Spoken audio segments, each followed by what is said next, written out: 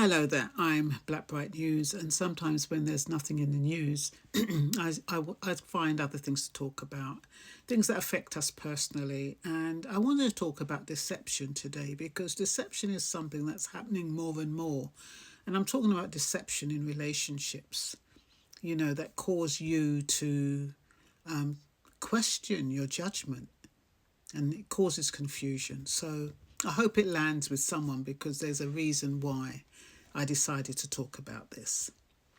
A lot of people are quietly living inside the slow erosion that happens when you spend years inside confusion, when what you're told doesn't line up with what you experience, when explanations never quite explain, when you find yourself constantly adjusting, adapting, waiting, hoping things will eventually make sense. At first, you assume it's temporary, everyone has rough patches, everyone misunderstands sometimes. You tell yourself to be patient, to be kind, to give the benefit of the doubt. And for a while, that feels reasonable. But time passes and the confusion doesn't clear, it thickens. What changes isn't just the relationship, it's you. You start doubting your instincts, you question your reactions, you second guess your memory. You learn to override discomfort instead of listening to it. You explain away things that would trouble you deeply if they happen to someone else. And the most unsettling part is nothing is obviously on fire. There's no single moment you can point to and say, that's when it all broke down. That's when I felt deceived. It's much quieter than that, more ordinary.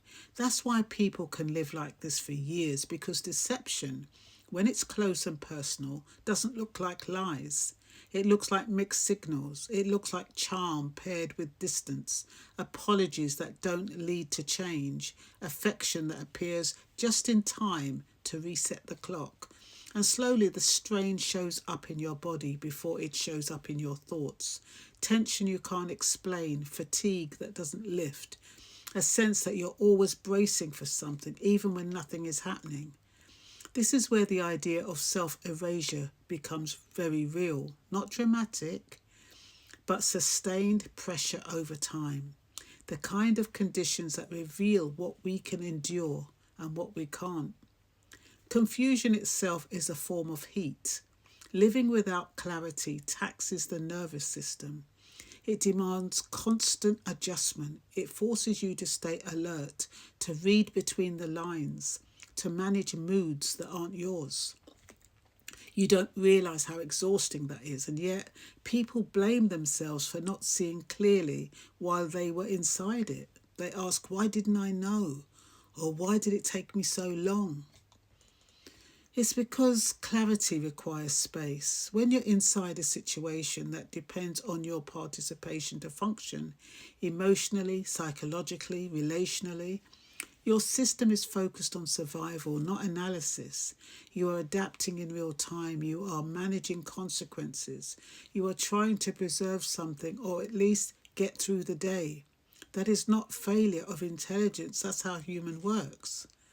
Distance changes things only after separation, whether emotional, physical, or internal, does the smoke begin to clear.